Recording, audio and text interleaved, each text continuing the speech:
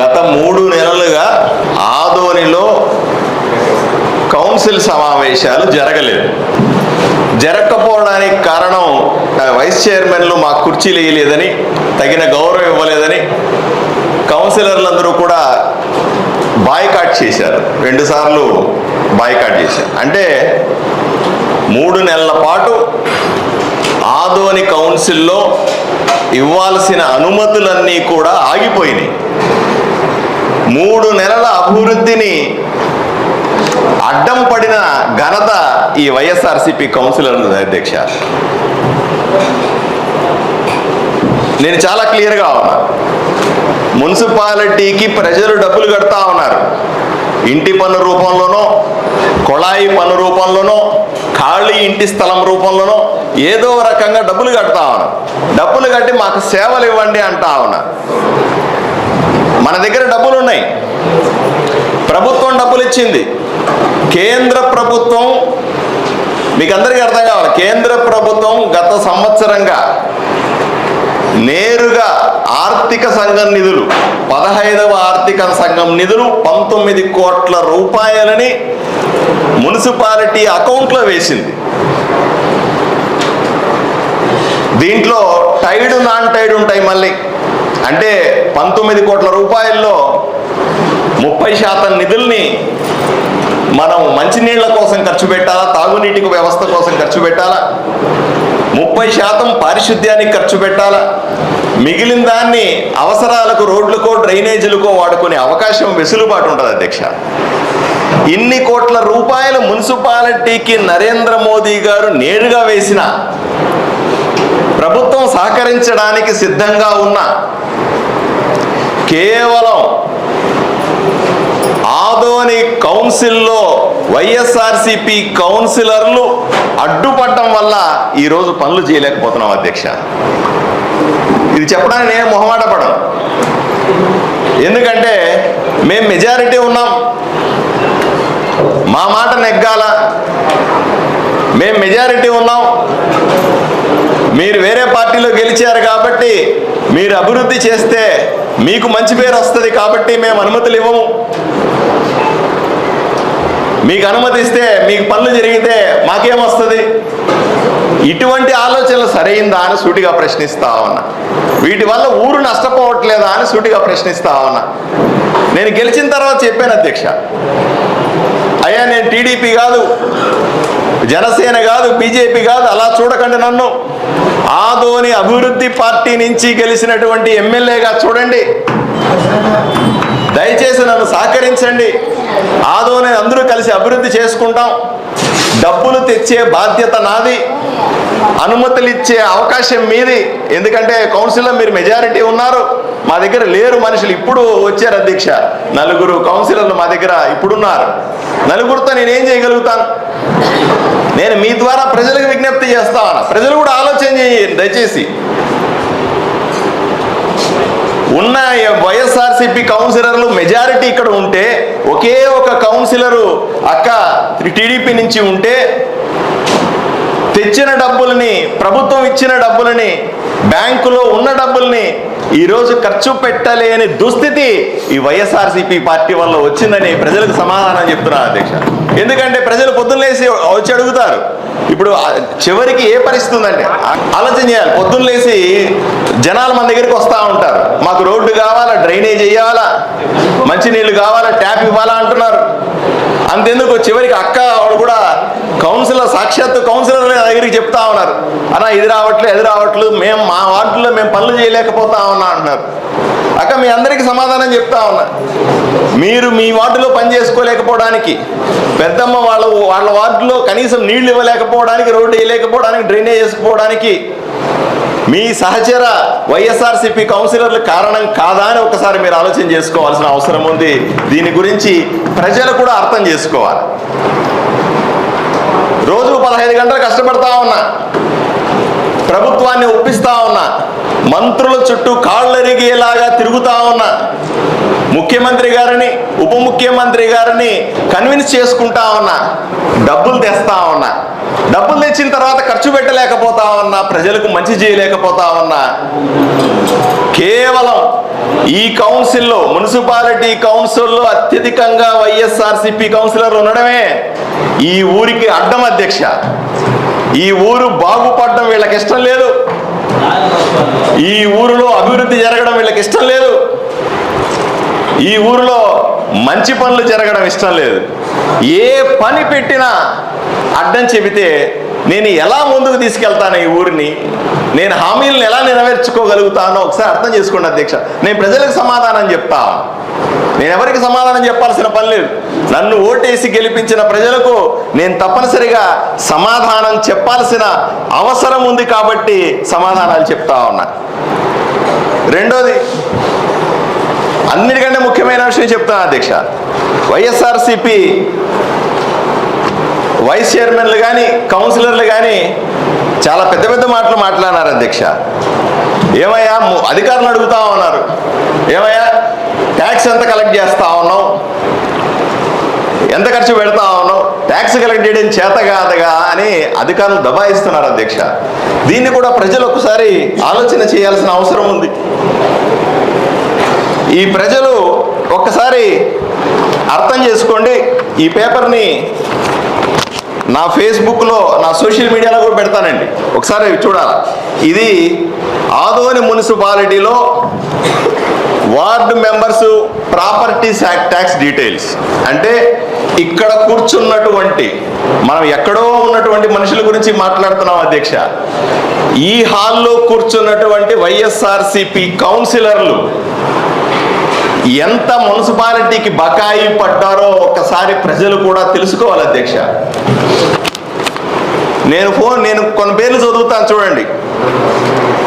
అక్క ఏ సునీత అక్క, వాళ్ళ భర్త గారి పేరు అక్షరశ్రీ రామకృష్ణారెడ్డి. అన్న, అక్క మీరు ఇంటి ట్యాక్స్ 86,574 రూపాయలు కట్టాల్సి ఉంది అక్క. నీటి పన్ను 1,500 రూపాయలు కట్టాల్సిందక్క.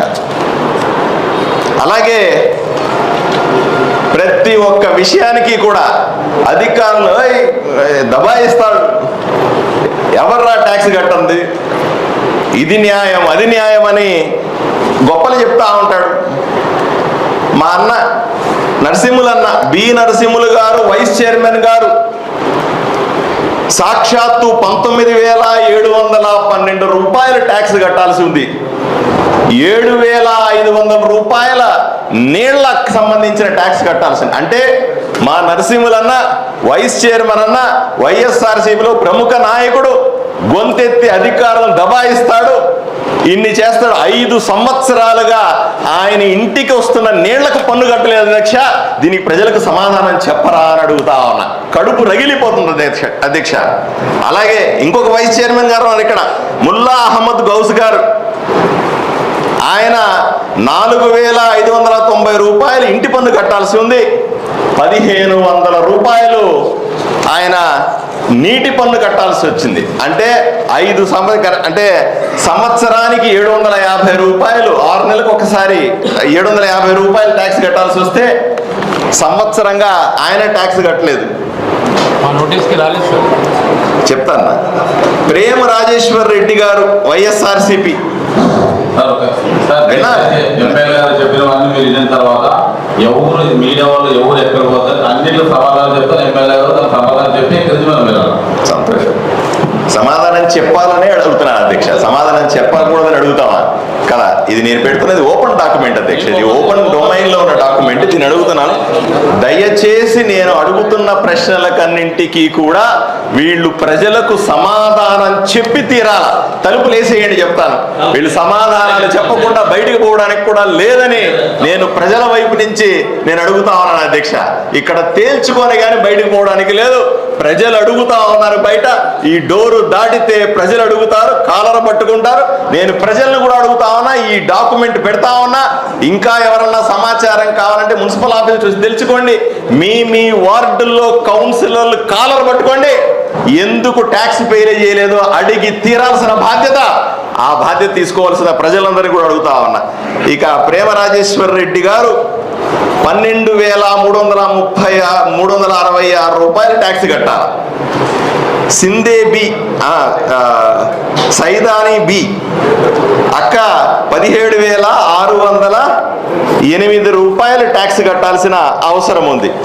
ఇంకో విచిత్రం చూడండి అధ్యక్ష, ఈ ఊర్లో అక్క జి పద్మ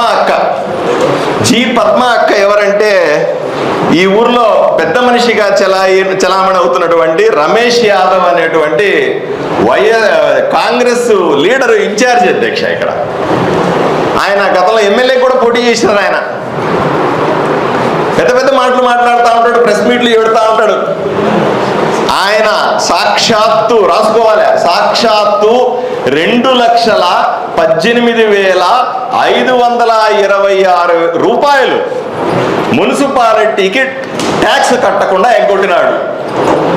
ఏ మొహం పెట్టుకొని ప్రజలకు సమాధానం చెప్పరు, ఏ మొహం పెట్టుకొని ప్రజల్లో తిరుగుతారు అని సూటిగా ప్రశ్నిస్తా ఉన్నా. ఎందుకు ప్రశ్నించకూడదు అని అడుగుతా ఉన్నా. కూర్చోవాలి ఆవేశపడితే లాభంలే కూర్చో. నువ్వు మాట్లాడినప్పుడు నేను కూర్చోవా? నువ్వు కూర్చో చెప్తాను.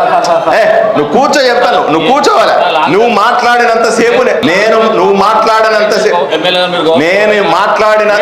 మాట్లాడిన సేపు నేను కూర్చున్నా, సమస్య లేదు. ఎట్టి పరిస్థితుల్లో ఒప్పుకోరు. నా మాటలకు అడ్డుపడేసే, నా మాటలకు మంచి కాదు. అవును, 100కు 100 మీరు చేస్తున్న పని మంచిగా అని అడుగుతా ఉన్నా. చేసేవన్నీ తప్పుడు పనులు చేసి ఈరోజు అడిగితే కోపం వచ్చిందా? దయచేసి అలా మాట్లాడకూడదు, కూర్చోవాలి. అలాగే నేను నువ్వు కూర్చోవాలి, నువ్వు కావాలని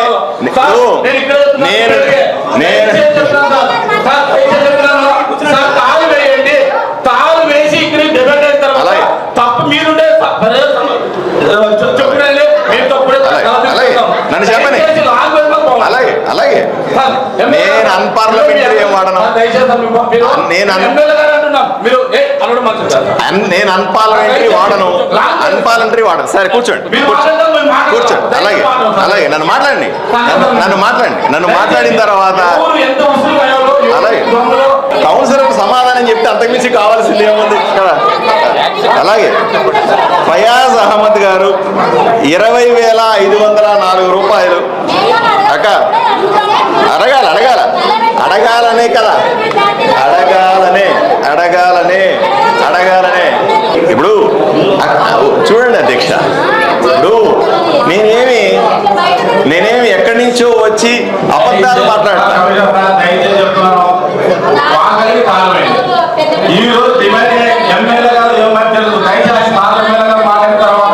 మీటింగ్ అయిపోయిన ప్రజల సమస్యల మీద ప్రజల ముందు తప్పు చేశారు అనేది ఇక్కడ తెలుస్తుంది. ఓకే, దయచేసి ఆ వాకులే